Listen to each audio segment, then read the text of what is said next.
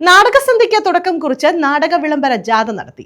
Chavara Ponmana progressive ഗ്രന്ഥശാല സംഘടിപ്പിക്കുന്ന നാടകസന്ധ്യയ്ക്ക് മുന്നോടിയായാണ് നാടക വിളംബര ജാഥ സംഘടിപ്പിച്ചത്. പൊന്മന പ്രോഗ്രസീവ് ഗ്രന്ഥശാലയുടെ നാടകസന്ധ്യയ്ക്ക് മുന്നോടിയായാണ് നാടക വിളംബര ജാഥ നടത്തിയത്. Taluk library council secretary V Vijayakumar ഉദ്ഘാടനം ചെയ്തു.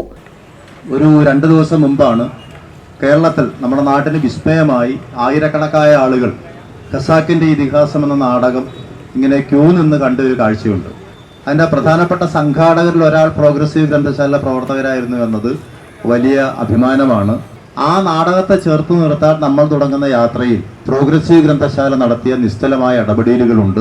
കേവലം നാടകം കാണുകയല്ല, അതിനപ്പുറത്ത് ആ പ്രദേശത്തെ എല്ലാ ആളുകളെയും കൂട്ടിച്ചേർത്ത് ഒരു വലിയ ഐക്യം സൃഷ്ടിക്കാൻ പ്രോഗ്രസീവ് ശ്രമിക്കുന്നുണ്ട്. അതിൽ കുട്ടികളെന്നോ സ്ത്രീകളെന്നോ പുരുഷന്മാരെന്നുള്ള ഒരു വിവേചനവുമില്ല. മനുഷ്യരെല്ലാവരെയും ഒന്നാക്കുന്ന കലയാണ് നാടകം എന്ന് ലോകത്തെ പഠിപ്പിക്കുന്ന പൊന്മനയുടെ മഹോത്സവത്തിന്റെ തുടക്കമാണ്.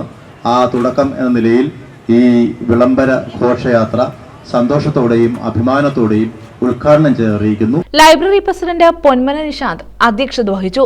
Block president Shamla Naushad, taluk library council മുൻ president PB Shivan, secretary K Hridayakumar, Shalini, Ramya Sunitha, T Biju, T Viswanathan, Shaji, Santhosh എന്നിവർ പങ്കെടുത്തു.